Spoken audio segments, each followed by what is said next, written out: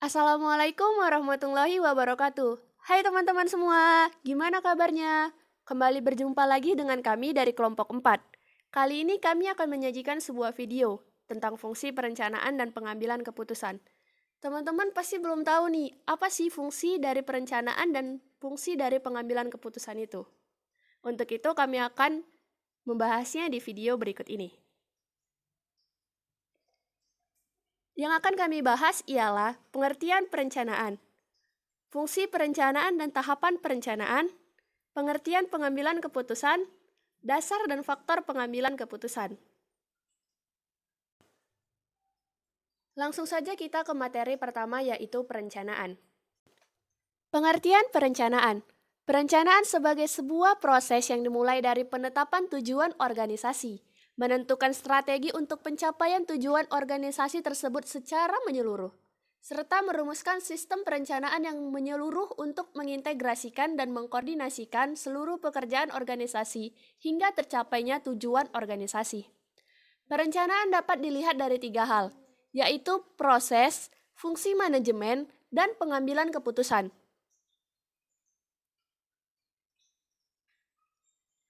Bahasan berikutnya ialah fungsi dari perencanaan. Robbins dan Coulter pada tahun 2002 menjelaskan bahwa paling tidak ada 4 fungsi dari perencanaan, yaitu perencanaan sebagai pengarah. Perencanaan akan menghasilkan upaya untuk meraih sesuatu dengan cara yang lebih terkoordinasi. Perusahaan yang tidak menjalankan perencanaan sangat mungkin untuk mengalami konflik kepentingan, pemborosan sumber daya, dan ketidakberhasilan dalam pencapaian tujuan. Karena bagian-bagian dari organisasi bekerja secara sendiri-sendiri tanpa ada koordinasi yang jelas dan terarah. 2. Perencanaan sebagai minimalisasi ketidakpastian. Ketidakpastian inilah yang dicoba diminimalkan melalui kegiatan perencanaan. Dengan adanya perencanaan, diharapkan ketidaksamaan yang mungkin tidak terjadi di masa yang akan datang dapat diantisipasi dari jauh-jauh hari. Ketiga, perencanaan sebagai minimalisasi pemborosan sumber daya. Perencanaan berfungsi sebagai minimalisasi pemborosan sumber daya organisasi yang digunakan. Dengan demikian, pemborosan yang terkait dengan penggunaan sumber daya yang dimiliki perusahaan akan bisa diminimalkan sehingga tingkat efisiensi dari perusahaan jadi meningkat. Keempat, perencanaan sebagai penetapan standar dalam pengawasan kualitas.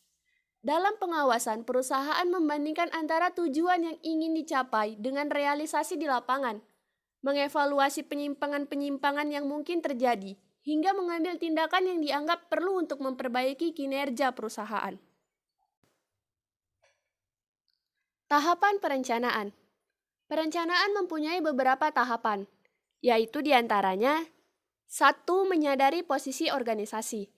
Langkah pertama ini berarti kita melihat dan menyadari adanya kesempatan-kesempatan berupa peluang-peluang usaha berikut tantangannya dengan berpijak pada kekuatan dan kelemahan internal. Sehingga kita dapat mengetahui visi organisasi secara tepat dan ancaman menggapainya dalam situasi yang dihadapi. Kedua, menentukan tujuan dan sasaran. Merumuskan tujuan dan sasaran yang ingin dicapai untuk seluruh organisasi dan kemudian bagi setiap unit di dalamnya disertai dengan waktu pencapaiannya. Ketiga, mempertimbangkan premis-premis. Premis adalah asumsi-asumsi yang memberikan suatu landasan berdasarkan kejadian-kejadian yang diperkirakan mempengaruhi perencanaan akan terjadi.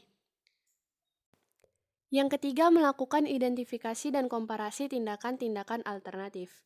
Pada tahap ini, dilakukan identifikasi dengan cara menginventarisasi tindakan-tindakan yang dimungkinkan bagi pencapaian tujuan dan sasaran organisasi.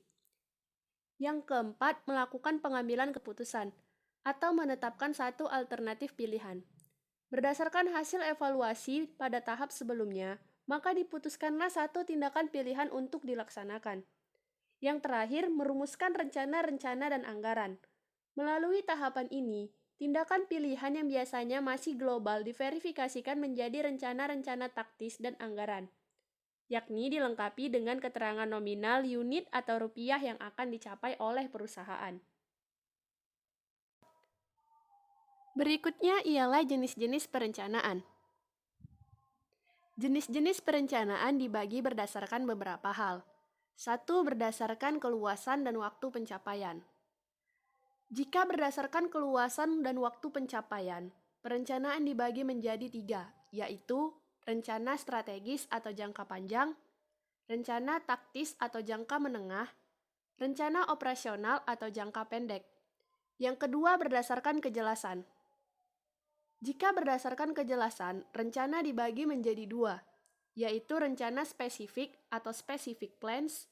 Yang kedua, rencana direktif atau directive plans. Ketiga, berdasarkan frekuensi penggunaan. Berdasarkan frekuensi penggunaan, rencana terbagi menjadi 2, yaitu rencana sekali pakai atau single use plans dan rencana yang digunakan secara terus-menerus atau standing plans. Berikutnya kita akan masuk ke materi pengambilan keputusan. Pengertian pengambilan keputusan. Howard dan Cyril O'Donnell mengatakan bahwa pengambilan keputusan adalah pemilihan di antara alternatif mengenai suatu cara bertindak, yaitu inti dari perencanaan. Suatu rencana tidak dapat dikatakan tidak ada jika tidak ada keputusan. Suatu sumber yang dapat dipercaya, petunjuk atau reputasi yang telah dibuat. Dan P. Siagian mendefinisikan, pengambilan keputusan adalah suatu pendekatan sistematis terhadap suatu masalah. Pengumpulan fakta dan data, penelitian yang matang atas alternatif dan tindakan. Berikutnya ialah dasar-dasar pengambilan keputusan. Menurut George, yang diambil berdasarkan dari pengambilan keputusan yang berlaku antara lain, 1. Intuisi. Keputusan yang diambil berdasarkan intuisi atau perasaan lebih bersifat objektif, yaitu mudah terkena sugesti, pengaruh luar dan faktor kejiwaan lain. Sifat subjektif dari keputusan intuisi terdapat beberapa keuntungan. Di antaranya ialah pengambilan keputusan oleh salah satu sehingga mudah untuk memutuskan. Kedua, keputusan intuisi tepat untuk masalah-masalah yang bersifat kemanusiaan.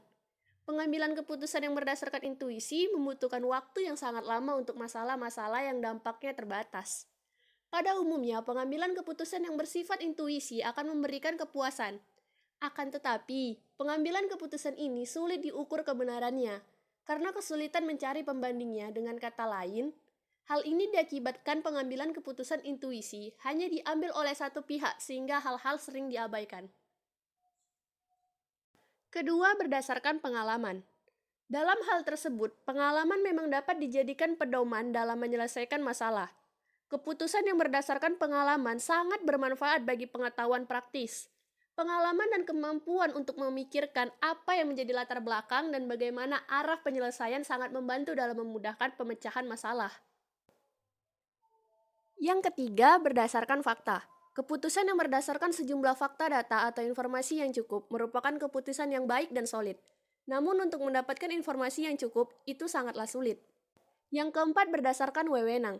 Keputusan berdasarkan pada wewenang semata-mata akan menimbulkan sifat rutin dan mengasosiasikan dengan praktik diktatorial.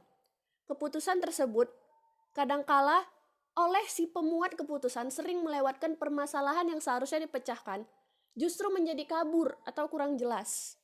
Yang keenam ialah rasional. Keputusan yang bersifat rasional berkaitan dengan daya guna. Masalah-masalah yang dihadapi merupakan masalah yang memerlukan pemecahan rasional. Keputusan yang dibuat berdasarkan pertimbangan rasional lebih bersifat objektif. Di dalam masyarakat, keputusan yang rasional dapat diukur apabila kepuasan optimal masyarakat dapat terlaksana dalam batas-batas nilai masyarakat yang diakui saat ini. Pembahasan berikutnya ialah mengenai faktor-faktor yang mempengaruhi pengambilan keputusan. Menurut Terry, faktor-faktor yang mempengaruhi dalam pengambilan keputusan adalah 1. Jarang sekali yang memuaskan. Oleh karena itu, ada alternatif-alternatif tandingan. Kedua, pengambilan keputusan merupakan tindakan mental dan tindakan ini harus diubah menjadi tindakan fisik. Yang ketiga, pengambilan keputusan yang efektif membutuhkan waktu yang cukup lama. Yang keempat, diperlukan pengambilan keputusan yang praktis untuk mendapatkan hasil yang lebih baik. Yang kelima, setiap keputusan hendaknya dilembagakan agar diketahui keputusan itu benar. Yang keenam, setiap keputusan merupakan tindakan permulaan dari serangkaian kegiatan mata rantai berikutnya. Berikut ini akan kami tampilkan beberapa contoh kasus dalam tipe-tipe proses pengambilan keputusan. Dalam sepanjang hidupnya, manusia selalu dihadapkan pada pilihan-pilihan atau alternatif dalam pengambilan keputusan. Hal ini sejalan dengan teori life is choice yang menyatakan dalam kehidupan sehari-hari manusia melakukan atau membuat pilihan-pilihan di antara sejumlah alternatif. Pilihan-pilihan tersebut biasanya berkaitan dengan alternatif dalam penyelesaian masalah, yakni upaya untuk menutup terjadinya kesenjangan antara keadaan saat ini dan keadaan yang diinginkan. Begitu pula dengan perusahaan. Perusahaan juga butuh mengambil keputusan-keputusan yang nantinya akan mempengaruhi perusahaan itu ke depannya. Dan tentunya dalam pengambilan keputusan-keputusan tersebut harus dipikirkan secara matang terlebih dahulu agar tidak merugikan perusahaan tersebut dan pihak-pihak yang terkait. Pengambilan keputusan secara universal didefinisikan sebagai pemilihan di antara berbagai alternatif. Pengertian ini mencakup baik pembuatan pilihan maupun pemecahan masalah. Tipe pengambilan keputusan atau decision making adalah tindakan manajemen dalam pemilihan alternatif untuk mencapai sasaran. Keputusan dibagi dalam 3 tipe, yaitu 1. Keputusan terprogram atau keputusan terstruktur, yaitu keputusan yang berulang-ulang dan rutin, sehingga dapat diprogram. Keputusan terstruktur terjadi dan dilakukan terutama pada manajemen tingkat bawah. Contoh manajer produksi dari PT XYZ selalu melakukan kegiatan rutin di setiap awal bulan, yaitu dengan melakukan pembelian bahan baku untuk persediaan. Yang kedua, keputusan setengah terprogram atau setengah terstruktur, yaitu keputusan yang sebagian dapat diprogram, sebagian berulang-ulang dan rutin, dan sebagian tidak terstruktur. Keputusan ini seringnya bersifat rumit dan membutuhkan perhitungan-perhitungan serta analisis yang terperinci. Contoh, Pak Darwin adalah seorang manajer keuangan pada PT Arta. Pekerjaan pada divisi keuangan mengharuskan Pak Darwin harus cermat dalam menginvestasikan serta mengolah keuangan pada PT Arta. Pada saat itu diharuskan pergantian mesin di pabrik, dan harus memperhitungkan dengan cermat sebelum melakukan investasi pada mesin yang akan dibeli, agar investasi yang dilakukan tidak merugikan perusahaan. Maka Pak Darwin harus melakukan keputusan untuk menginvestasikan keuangan perusahaan secara cermat. Yang ketiga, keputusan tidak terprogram atau tidak terstruktur, yaitu keputusan yang tidak terjadi berulang-ulang dan tidak selalu terjadi. Keputusan ini terjadi di manajemen tingkat atas. Informasi untuk pengambilan keputusan tidak terstruktur tidak mudah untuk didapatkan dan tidak mudah tersedia, dan biasanya berasal dari lingkungan luar. Contoh, Pak Andre adalah seorang presiden direktur PT Angkasa. Ia harus selalu bisa mengambil keputusan dengan cepat demi kelangsungan perusahaannya. Pengambilan keputusan yang dia ambil berdasarkan informasi pasar yang selalu dia ketahui. Contohnya adalah harga saham yang selalu berubah.